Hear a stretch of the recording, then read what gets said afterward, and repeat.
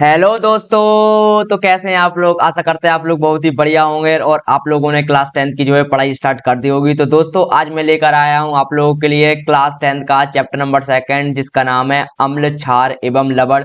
इस चैप्टर को अपन लोग बहुत अच्छे से कवर कर लेंगे और बहुत मजा आने वाला है इस चैप्टर के अंदर, क्योंकि इस चैप्टर में बहुत ही डिटेल में अपन लोग पढ़ेंगे जैसे आपके बोर्ड के एग्जाम की जो प्रिपरेशन है बहुत अच्छे से हो जाए, और कुछ क्वेश्चन भी करेंगे जैसे आपकी जो बोर्ड एग्जाम की प्रिपरेशन है बहुत अच्छे से हो सके। तो जल्दी से अपने दोस्तों के साथ शेयर करना बिल्कुल भी ना भूलें, जल्दी से अपने दोस्तों के साथ शेयर कर दीजिए और कमेंट बॉक्स में जरूर बताना कि आपको वीडियो कैसी लगी। अगर आपको वीडियो बहुत अच्छी लगे तो कमेंट जरूर कर देना कि आप लोगों को वीडियो कैसी लगी, इससे पता चलता है कि आप लोगों को वीडियो कैसी लग रही है। चलिए देर ना करते हुए, टाइम वेस्ट ना करते हुए अपन लोग सीधा का सीधा लेक्चर को स्टार्ट करते हैं। और सबसे पहले अपन लोग पढ़ लेते हैं अम्ल क्या होता है। जैसे कि चैप्टर का नाम है अम्ल क्षार एवं लवण, तो सबसे पहले अपन लोग अम्ल से स्टार्ट करेंगे, फिर अपन लोग क्षार को पढ़ेंगे, इसके बाद अपन लोग लवण को पढ़ेंगे। तो स्टार्ट करते हैं अम्ल से। अम्ल क्या होते हैं? अम्ल ऐसे पदार्थ होते हैं, ऐसे मैटर होते हैं जो पानी में घुलने पर क्या देते हैं? H+ आयन देते हैं। क्या देते हैं? H+ आयन देते हैं, जिनको क्या बोलते हैं? Hydrogen ion. क्या बोलते हैं? हाइड्रोजन आयन क्या करते हैं? उत्पन्न करते हैं। ये खट्टे स्वाद के होते हैं। कैसे होते हैं? थोड़े से खट्टे स्वाद के होते हैं और नीले लिटमस को क्या कर देते हैं? लाल कर देते हैं। क्या कर देते हैं? नीले को लाल कर रहे हैं। सामान्यतः इनके जो गुण है वो क्या हो जाते हैं? खट्टा स्वाद, थोड़ा सा CO टेस्ट देते हैं, जल में H+ आयन देते हैं, धातुओं के साथ अभिक्रिया कर हाइड्रोजन गैस निकालते हैं। दोस्तों जैसे अम्ल में बोला क्या गया है, क्या है? जब आप इसे पानी में घोलते तो H+ देते हैं, जैसे कि आप लोग यहाँ पे इमेज में सीन कर पा रहे होंगे। क्या है? HCl को आपने क्या वाटर के अंदर डाला तो देखिए H+ और Cl- में टूट गया। तो इसका मतलब ये क्या है? HCl क्या एक अम्ल है, क्योंकि इसने क्या दिया? H+ दिया, वाटर के अंदर क्या दिया? H+ दिया। तभी इसमें बोला गया पानी में घुलने पर क्या देते हैं? H+ आयन देते हैं। HCl को जब आप वाटर के अंदर डालते हैं तो H+Cl- में वो टूट जाता है। H+ और Cl- में टूट जाता है। जो H+ क्या है? हम लोग को बता रहा है, क्या बता रहा है? हम लोग को बता रहा है कि ये जो पदार्थ आपने लिया है वो क्या है? अम्ल है, क्योंकि इसने क्या दिया है? H+ आयन दे दिया। और ये धातु के साथ अभिक्रिया कर कर क्या करते हैं? हाइड्रोजन गैस मुक्त करते हैं। क्या करते हैं? जैसे धातु क्या हो गई है, जैसे कि Zn की जब भी आप HCl के साथ अभिक्रिया करवाते हैं तो ZnCl2+H2 गैस बनता है। क्या बनता है? H2 gas. और JH2 गैस क्या हो जाती है? उड़ जाती है। ये चिन्ह जो लगा है इसका मतलब होता है गैस का उड़ना। तो ये हाइड्रोजन गैस यहाँ पे निकली है, इसका मतलब धातु के साथ अभिक्रिया कर कर क्या देता है? हाइड्रोजन गैस देता है, क्योंकि यहाँ पे जो Zn है, Zn क्या है? एक धातु है। क्या है? मेटल है। ये अपन लोग चैप्टर नंबर 1 में पढ़ के आए हैं। अगला है लाल लिटमस को नीला नहीं करते। ये लाल को नीला नहीं करते, बट नीला को क्या कर देते हैं? नीला को लाल कर देते हैं। नीला को क्या कर देते हैं? लाल कर देते हैं। उदाहरण क्या है दोस्तों? HCl हाइड्रोक्लोरिक एसिड हो गया, H2SO4 जिसको सल्फ्यूरिक एसिड बोलते हैं, और CH3COO है जिसको एसिटिक अम्ल बोलते हैं। ये क्या हो गए? उसके एग्जाम्पल हो गए। अगला पढ़ लेते हैं प्राकृतिक स्रोत। प्राकृतिक स्रोत कहलाते हैं कि अम्ल किस किस चीजों में पाए जाते हैं। तो नींबू में अम्ल देखने को मिलता है, संतरा में अम्ल देखने को मिलता है।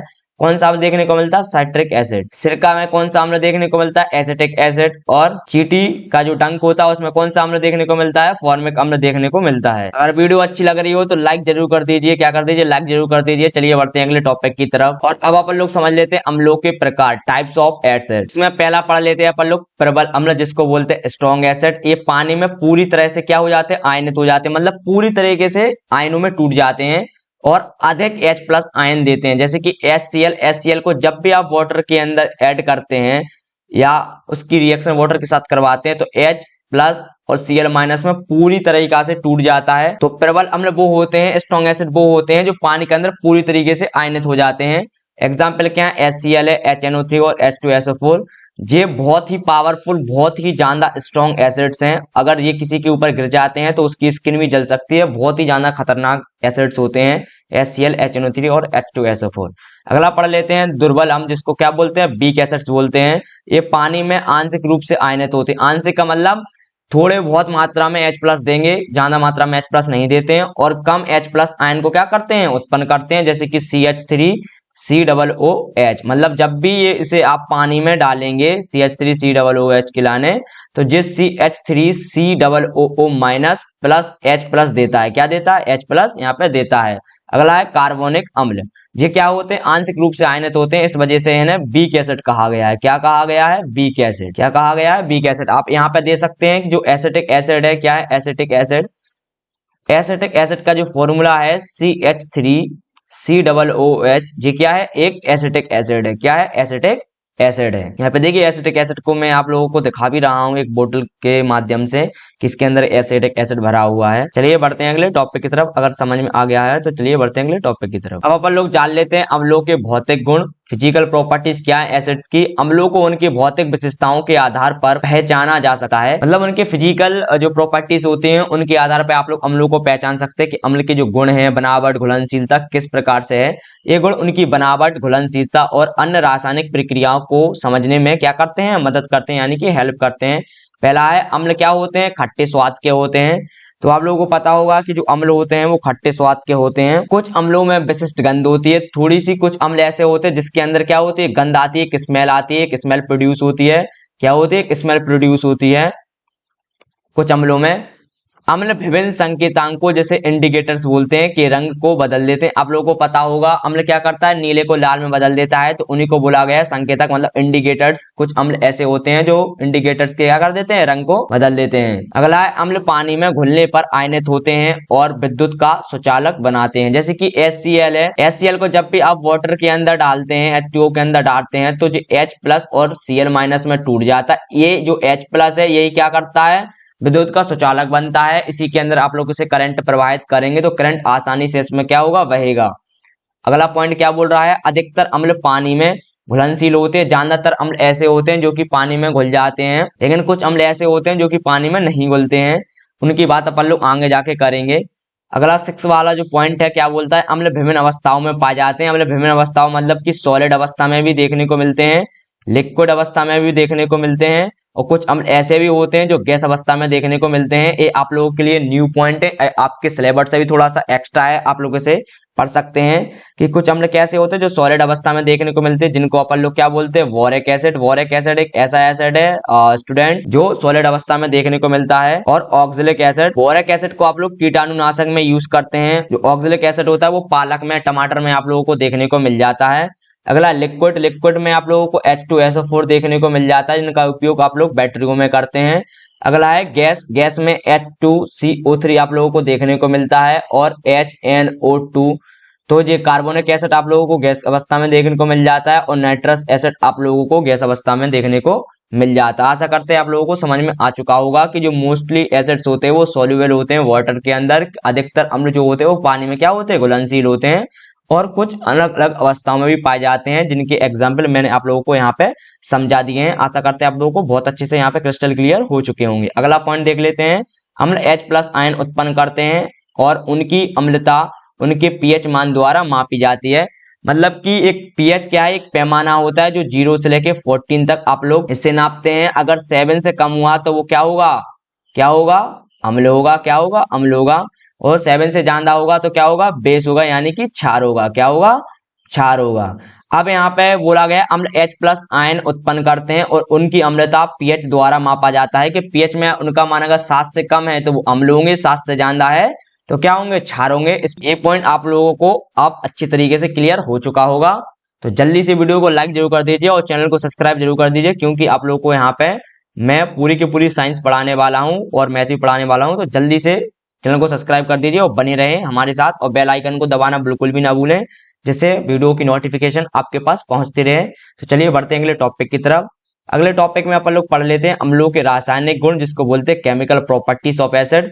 पहला धातुओं के साथ अभिक्रिया। अब देखिए जो अम्ल होते हैं, जो एसिड्स होते हैं, वो धातु के साथ कैसे रिएक्शन करते हैं। अम्ल सक्रिय धातुओं के साथ अभिक्रिया करके हाइड्रोजन गैस उत्पन्न करते हैं। ये आप लोगों ने प्रॉपर्टीज के अंदर पढ़ लिया है कि अम्ल जब भी धातु के साथ अभिक्रिया करते हैं तो एक हाइड्रोजन गैस को उत्पन्न करते हैं। जैसे कि इस ये एग्जांपल मैंने आप लोगों को दिया था, यहाँ पे Zn प्लस HCl, तो ZnCl2 प्लस H2 यहाँ पे बनता है। तो क्या बोला गया, सामान्य प्रतिक्रिया, जब भी मेटल की आप एसिड के साथ अभिक्रिया करवाएंगे तो एक सॉल्ट बनेगा जो ZnCl2 है, क्या एक सॉल्ट है, प्लस एक H2 गैस मुक्त होगी। तो एक बेहतरीन सा एग्जाम्पल यहाँ पे है। एक और यहाँ पे मैं आप लोगों के लिए रिएक्शन देने वाला हूँ Fe भी एक प्रकार का क्या होता है, मेटल होता है, और H2SO4 के साथ आप अभिक्रिया करवाते हैं। H2SO4 जिसको सल्फ्यूरिक एसिड बोलते हैं, यानी कि एक अम्ल है, इसकी आप रिएक्शन करवाएंगे तो बनता है FeSO4 प्लस H2 गैस मुक्त होती है। क्या होती है, H2 गैस यहाँ पे मुक्त होती है। अगला एग्जाम्पल है Cu प्लस HNO3। जब भी आप Cu के साथ HNO3 की रिएक्शन करवाएंगे, क्योंकि Cu क्या एक मेटल है और HNO3 एक एसिड है, तो क्या बनेगा, CuNO3 का whole twice plus NO2 plus H2O। यहाँ पे देखिए कोई भी हाइड्रोजन गैस मुक्त नहीं हुई है। क्यों नहीं हुई है? क्योंकि HNO3 जो होता है हाइड्रोजन गैस को रिलीज नहीं करता है। क्या नहीं करता है? HNO3 हाइड्रोजन गैस को रिलीज नहीं करता है, क्योंकि क्या है, ये एक स्ट्रॉन्ग ऑक्सीडाइजिंग एजेंट है। क्या है? एक स्ट्रॉन्ग ऑक्सीडाइजिंग एजेंट है। इस वजह से ये क्या करता है, सिर्फ NO और NO2 को ही फॉर्म करता है, मतलब जो नाइट्रोजन ऑक्साइड होते हैं उन्हें ही फॉर्म करता है। तो एक बेहतरीन एग्जाम्पल है, ये एक एक्सेप्शनल भी है। क्या है? एक एक्सेप्शनल भी है आप लोगों के लिए, तो समझ लीजिए ये थोड़ा सा अलग भी है आप लोगों के लिए। तो आप लोग इसे बहुत अच्छे से समझ लीजिए कि जब भी CuHNO3 के साथ अभिक्रिया करेगा तो हाइड्रोजन गैस मुक्त नहीं करेगा, क्योंकि ये क्या है, एक स्ट्रॉन्ग ऑक्सीडाइजिंग एजेंट होता है। इस वजह से ये सिर्फ NO या फिर NO2 को ही क्या करता है, रिलीज करता है। आशा करते हैं आप लोगों को यहाँ पे समझ में आ चुका होगा। चलिए बढ़ते हैं अगले टॉपिक की तरफ। अगले टॉपिक में क्या बोला गया, धातु ऑक्साइड के साथ अभिक्रिया। जब अम्ल धातु के ऑक्साइड के साथ अभिक्रिया करता है, अम्ल धातु के ऑक्साइड के साथ मिलकर लवण और जल बनाता है। मतलब जब भी आप अम्ल की धातु के ऑक्साइड, धातु का ऑक्साइड मतलब कहलाता है धातु के संग ऑक्सीजन जुड़ा हुआ है। क्या? धातु के संग ऑक्सीजन जुड़ा हुआ है, इसी को धातु के ऑक्साइड बोलते हैं। तो वो मिलकर क्या बनाता है, लवण और जल बनाता है। जैसे कि मेटल ऑक्साइड, मेटल ऑक्साइड मतलब धातु के ऑक्साइड। जब भी एसिड के साथ अभिक्रिया करते हैं तो सॉल्ट प्लस वाटर बनाते हैं। हमेशा क्या बनाते हैं, सॉल्ट प्लस वाटर बनाते हैं। जैसे कि CuO प्लस HCl। यहाँ पे देखिए Cu धातु है और ऑक्सीजन जुड़ा है, तो क्या हो गया, धातु का ऑक्साइड हो गया है। HCl के साथ अभिक्रिया करवा रहे हैं तो क्या बन रहा है, CuCl2। अब जो CuCl2 क्या है, एक प्रकार का सॉल्ट है। क्या है? एक प्रकार का सॉल्ट है, प्लस इसमें क्या बन रहा है, H2O, यानी कि वाटर यहाँ पे प्रोड्यूस हो रहा है, यानी कि वाटर यहाँ पे बन रहा है। पहले अगला एग्जांपल है ZNO। देखिए ZN एक प्रकार के धातु है, मेटल है, और उसके साथ आप ऑक्सीजन जोड़ दे रहे हैं तो क्या बन रहा है, धातु का ऑक्साइड। प्लस इसकी रिएक्शन जब भी आप H2SO4 के साथ करवाते हैं तो बनता है ZnSO4। क्या बनता है, ZnSO4 प्लस H2O। जो ZnSO4 है ये क्या, एक प्रकार का सॉल्ट है। तो जब भी हम मेटल ऑक्साइड की एसिड के साथ अभिक्रिया करवाएंगे तो सॉल्ट प्लस वाटर यहाँ पे प्रोड्यूस होता है। कॉपर ऑक्साइड और हाइड्रोक्लोरिक अम्ल से क्या बनता है, कॉपर क्लोराइड बनता है, और साथ में पानी बनता है। जो कॉपर क्लोराइड है क्या, एक प्रकार का लवण है, यानी कि सॉल्ट है। चलिए बढ़ते हैं अगले टॉपिक की तरफ। अगले टॉपिक में बोला गया धातु के कार्बोनेट और बाइकार्बोनेट के साथ अभिक्रिया। जब भी आप अम्ल की धातु के कार्बोनेट और बाइकार्बोनेट के साथ अभिक्रिया करवाते हैं तो क्या होता है, चलिए इसको अपन लोग देख लेते हैं। जो कार्बोनेट होते हैं, कार्बोनेट क्या होते हैं, CO3-2, इन्हें कार्बोनेट बोलते हैं। और बाइकार्बोनेट क्या होते हैं, बाइकार्बोनेट होते हैं HCO3-, इन्हें अपन लोग बायोकार्बोनेट बोलते हैं। तो चलिए इनकी अभिक्रिया अपन लोग देख लेते हैं। अम्ल धातु के कार्बोनेट या फिर बायोकार्बोनेट के साथ मिलकर क्या करता है, लवण, जल और कार्बन डाइऑक्साइड गैस उत्पन्न करता है। उसमें देखिए लवण और जल उत्पन्न कर रहा था धातु के ऑक्साइड के साथ। अब यहाँ पे धातु के कार्बोनेट और बाइकार्बोनेट के साथ लवण, जल और कार्बन डाइऑक्साइड गैस उत्पन्न करता है। और हमेशा ही ये गैस आप लोगों को प्रोड्यूस वहां पे दिखेंगी। तो आप लोग समझ सकते हैं कि कार्बोनेट के साथ अभिक्रिया हो रही है या धातु के साथ अभिक्रिया हो रही है। तो आप लोग यहाँ से डिफरेंस भी पता कर सकते हैं। तो चलिए यहाँ पे अपन लोग जल्दी से देख लेते हैं एग्जाम्पल। देखिए यहाँ पे लिया गया है या कार्बोनेट या बाइकार्बोनेट किसी एक को लेके उसकी रिएक्शन एसिड के साथ करवाएंगे तो सॉल्ट यानी कि लवण, क्या लवण, प्लस वाटर, वाटर यानी कि पानी, और CO2 यानी कि कार्बन डाइऑक्साइड यहाँ पे गैस क्या होगी, प्रोड्यूस होगी। तो एग्जाम्पल है CaCO3। क्या, CaCO3 की रिएक्शन जब भी आप HCl के साथ करवाते हैं तो HCl को 2 टाइम्स ले लेते हैं। ये चैप्टर नंबर आपका जो फर्स्ट है उसमें आप लोग कन्फर्म कर चुके हैं। अगर उसकी वीडियो आपने नहीं देखी है तो जाके प्लेलिस्ट में देख लीजिएगा, वहां से आप लोगों को मिल जाएगी, या फिर इसका लिंक मैं आई बटन में या फिर डिस्क्रिप्शन में दे दूंगा, तो आप लोग वहां से भी इसे देख सकते हैं। तो देखिए ये क्या है, CaCO3, तो ये क्या है, धातु के कार्बोनेट है। क्या है, धातु के कार्बोनेट है कि नहीं, क्योंकि कैल्शियम एक धातु है और CO3 क्या है, कार्बोनेट है, तो धातु के कार्बोनेट हो गया है। तो CaCO3 की रिएक्शन जब भी आप HCl के साथ करवाते हैं तो क्या बनता है, CaCl2। ये क्या बना, एक सॉल्ट बना, यानी कि लवण बना। क्या बना है, लवण, क्या बना है, लवण बना है, प्लस साथ में H2O और प्लस साथ में CO2 यहाँ पे प्रोड्यूस आप लोगों को होता हुआ दिखेगा। चलिए एक रिएक्शन और अपन लोग देख लेते हैं। अब अपन लोग रिएक्शन देख लेते हैं बाइकार्बोनेट की, जैसे NaHCO3। तो देखिए Na एक मेटल है यानी कि धातु है, और HCO3 क्या है, बाइकार्बोनेट है। तो क्या हो गया, धातु का बाइकार्बोनेट है ना। तो धातु के बाइकार्बोनेट के साथ जब भी आप HCl की यानी कि अम्ल की रिएक्शन करवाएंगे तो क्या बनेगा, NaCl, क्योंकि जो Na है Cl को लेके भाग जाएगा तो NaCl बनेगा, प्लस H2O बनेगा। साथ में क्या बनता है, CO2 गैस यहाँ पे प्रोड्यूस होती है, जो कि CO2 गैस आगे जाके उड़ जाती है। तो आप लोगों को आशा करते हैं समझ में आ चुका होगा। चलिए बढ़ते हैं अगले टॉपिक की तरफ और अपन लोग जो फोर्थ वाला पॉइंट है वो समझ लेते हैं कि धातु के हाइड्रोक्साइड के साथ अभिक्रिया किस प्रकार से करता है। तो धातु के हाइड्रोक्साइड के साथ अभिक्रिया अपन लोग देख लेते हैं। अम्ल क्षार या फिर धातु के हाइड्रोक्साइड, क्षार को धातु के हाइड्रोक्साइड बोला जाता है, के साथ अभिक्रिया कर कर क्या बनाता है, एक कष्टीकरण अभिक्रिया करते हैं और लवण और जल क्या करते हैं, बनाते हैं। इसको क्या बोला जाता है, उदासीनीकरण अभिक्रिया। उदासीनीकरण अभिक्रिया क्या बोलते हैं, उदासीनीकरण अभिक्रिया, जिसको न्यूट्रलाइजेशन रिएक्शन भी बोलते हैं। तो इसका जी सेकंड नाम हो चुका है, कभी कभी जो पेपर में इस नाम से भी पूछ लिया जाता है, इस वजह से मैंने इसे आप लोगों के लिए दिखा दिया है यहाँ पे।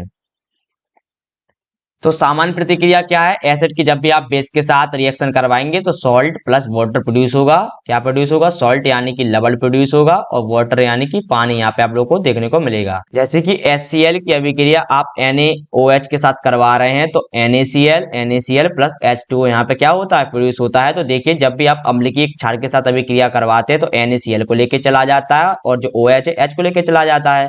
तो क्या बना, NaCl प्लस H2O यहाँ पे क्या हुआ है, प्रोड्यूस हुआ है। जैसे कि एक रिएक्शन और देख लेते हैं, KOH। तो KOH की रिएक्शन जब भी आप H2SO4 के साथ करवाएंगे तो जो KOH क्या है, धातु के हाइड्रोक्साइड है यानी कि क्षार है, और H2SO4 क्या है, अम्ल है।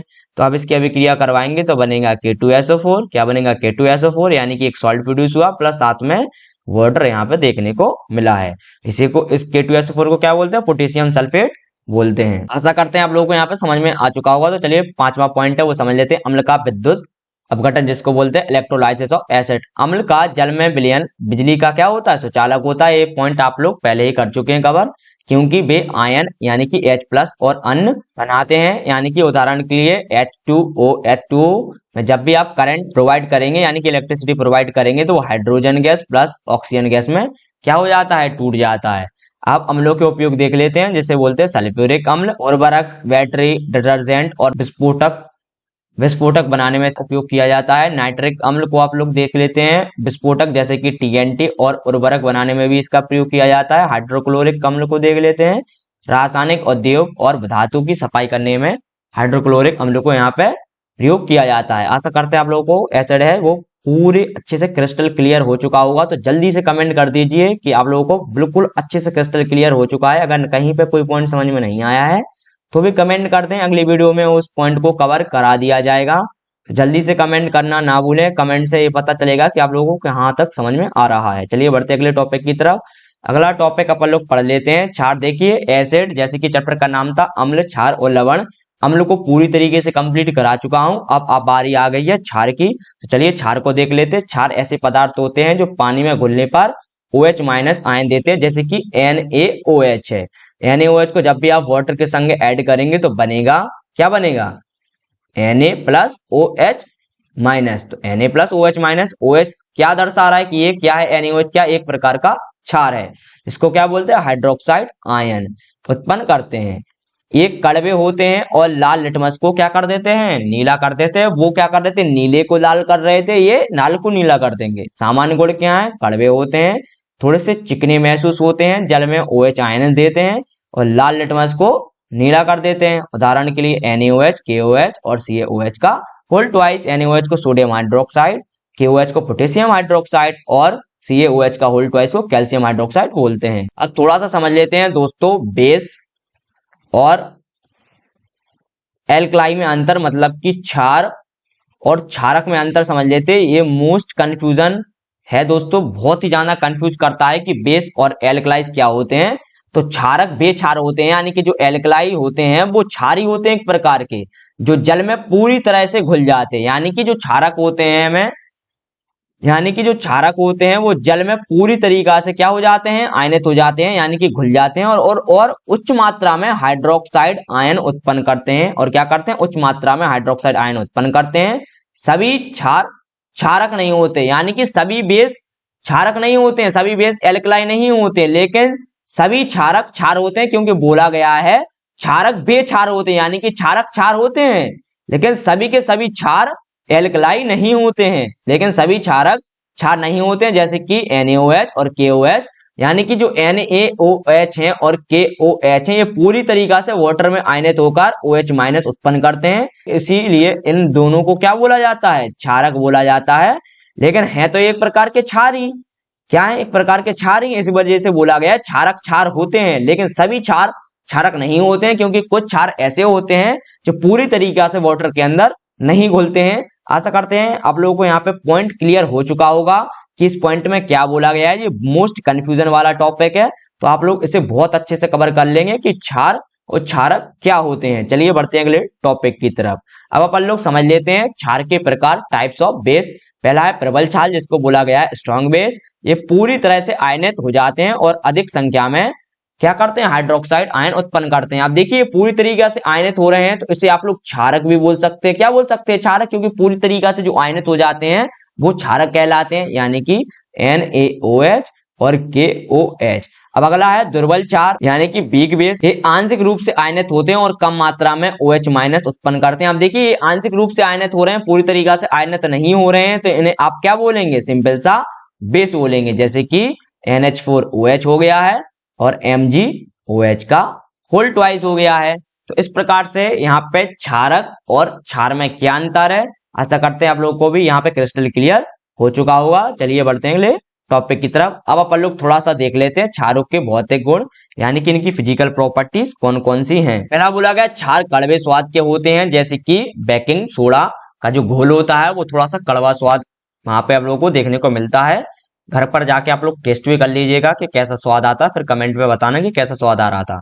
कई क्षार पानी में घुलनशील होते हैं, जैसे कि सोडियम हाइड्रोक्साइड, पोटेशियम हाइड्रोक्साइड, इन्हें क्या कहते हैं, क्षारक कहते हैं। आशा करते हैं आप लोगों को यहाँ पे समझ में आ चुका होगा। कुछ क्षार पानी में अघुलनशील होते हैं, जैसे कि कॉपर ऑक्साइड, तो यानी कि CuO है, एक प्रकार का क्षार है, लेकिन पानी में क्या है, अघुलनशील है। आशा करते हैं अब यहाँ पे आप लोगों को क्रिस्टल क्लियर हो चुका होगा, ये क्षार है बट क्षारक नहीं है, क्योंकि ये पानी में अघुलनशील है।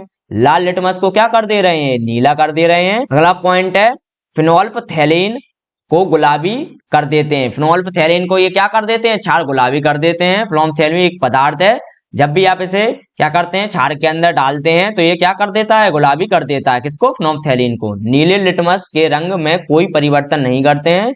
क्या करते हैं, ये नीले लिटमस के रंग में कोई भी परिवर्तन नहीं करते हैं। अगला पॉइंट बोला गया, क्षार स्पर्श में कैसे होते हैं, चिकने होते हैं। उनके फिजिकल प्रॉपर्टीज में क्या, थोड़ा सा चिकनापन दिखाते हैं, और साबुन जैसे क्या होते हैं, थोड़े से महसूस होते हैं। अब आपने एक डब साबुन देखी होगी जो अक्सर यूज करते हैं लड़कियां या फिर लड़के, कोई भी हैं, सब यूज करते हैं डब साबुन को। तो जो डब साबुन है उसकी जो कंपनी है वो बोलती है कि यहाँ पे जो साबुन है हमारी वो क्या, थोड़ी सी क्षारीय है, और ज्यादातर जो साबुन आती है वो थोड़ी सी क्षारीय प्रकृति की होती है, जिससे आपको आपकी स्किन में कोई भी प्रॉब्लम ना हो, क्योंकि जो अम्ल है वो आपकी स्किन को थोड़ा सा प्रॉब्लम कर सकते हैं। और आपका जो कोलगेट आता है उसमें भी थोड़ा सा क्षार मिला होता है, वरना क्या है, आपके जो दांत होते हैं यानी कि टीथ होते हैं वो अम्ल की वजह से खराब भी हो सकते हैं।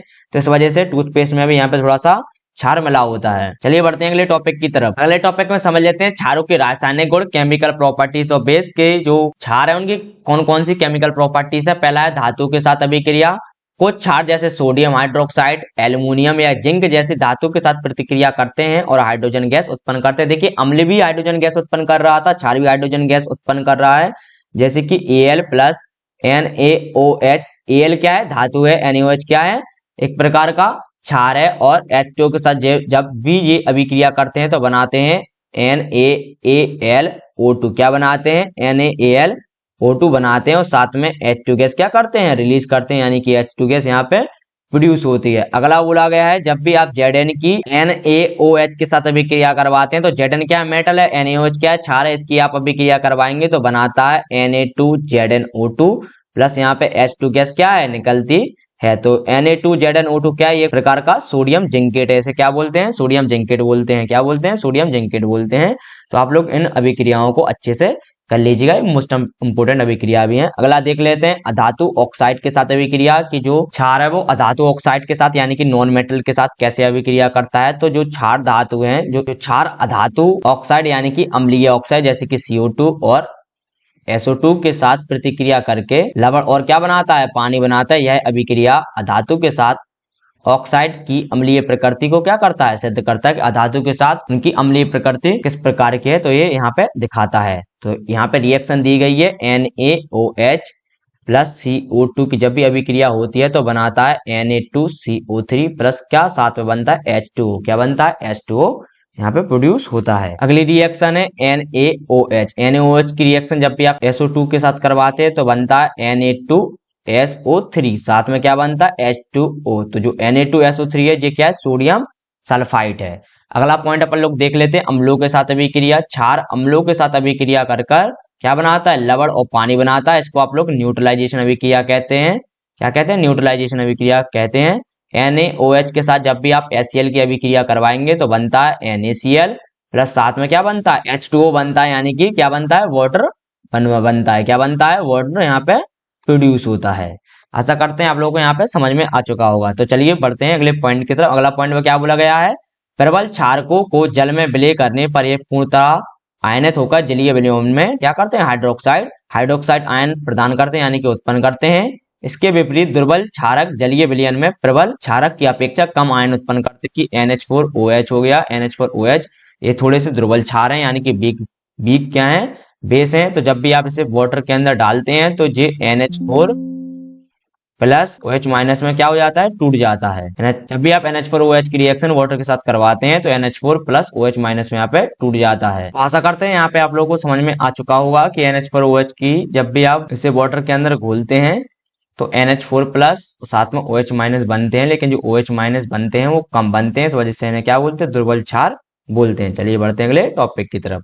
अगला टॉपिक में बोला गया है, पांचवा जो पॉइंट है बोला गया है, कुछ क्षारक गर्म करने पर क्षारीय ऑक्साइड व जल में क्या हो जाते हैं, विघटित हो जाते हैं, यानी कि MgOH का होल ट्वाइस ये क्या है, क्षार एक प्रकार का। जब भी आप इसे क्या देंगे, थोड़ा सा गर्म करेंगे यानी कि हीट देंगे तो ये क्या है, क्षारीय ऑक्साइड यानी कि MgO प्लस H2O में टूट जाता है। अगला पढ़ लेते हैं क्षारकों के उपयोग। पहला है सोडियम हाइड्रोक्साइड, साबुन और डिटर्जेंट बनाने में उपयोग होता है। अगला है सोडियम बाइकार्बोनेट, जिसे बेकिंग सोडा बोलते हैं, खाना पकाने में उपयोग होता है।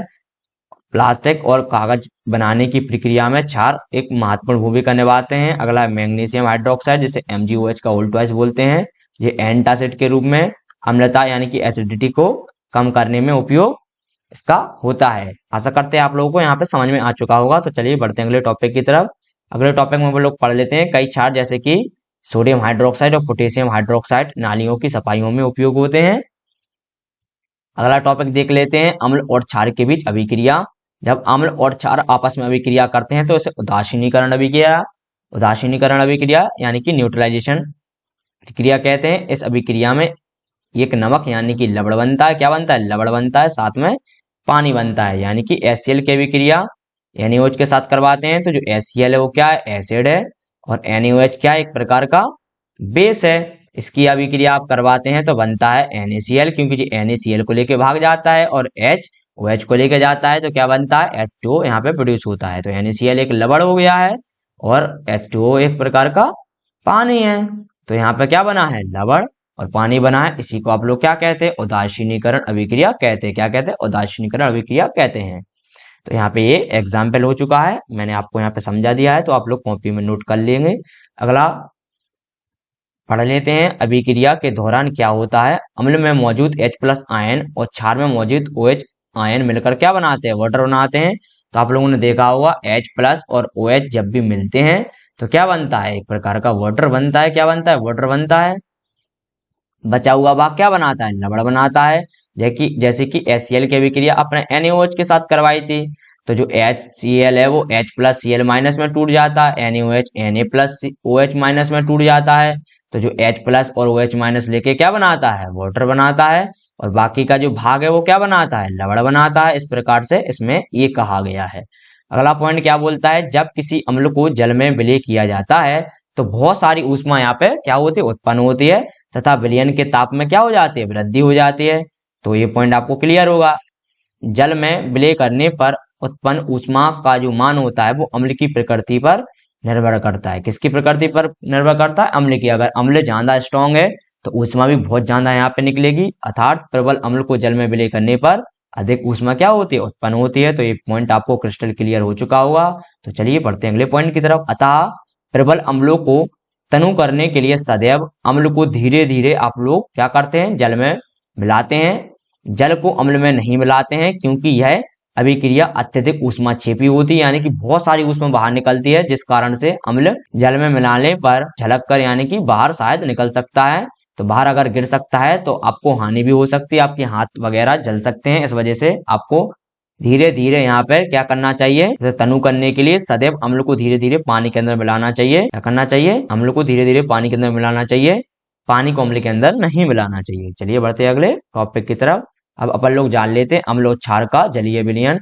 जब अम्ल या क्षार को पानी में घोलते हैं तो ये अपने आयन मुक्त करते हैं। क्या करते हैं, आयन मुक्त करते हैं। इससे इनकी अम्लता और क्षारता क्या होती है, प्रकट होती है। अम्ल क्या होते हैं, एसिड का जलीय विलयन होता है जो बोला गया है जब भी HCl को आप वाटर के अंदर ऐड करते हैं तो वो H plus plus Cl minus में टूट जाता है, प्लस Cl माइनस में टूट जाते हैं। अब जो H प्लस है वो वाटर के साथ अभिक्रिया कर लेता है, तो H प्लस वाटर के साथ अभिक्रिया करेगा तो क्या बनाएगा, H3O प्लस बना लेगा। इसे बोलते हैं हाइड्रोनियम आयन। हमने पानी में घुलने पर H प्लस या H3O प्लस जिसे हाइड्रोनियम आयन बोलते हैं क्या करते हैं, मुक्त करते हैं। आशा करते हैं आपको यहाँ पे क्रिस्टल क्लियर हो चुका होगा। तो अम्लता का प्रभाव देख लेते हैं अपन लोग। जलीय विलयन में H प्लस आयन की अधिक मात्रा इसे अम्लीय बनाती है। अगर H प्लस बहुत ज्यादा होंगे तो वो अम्लीय होगा।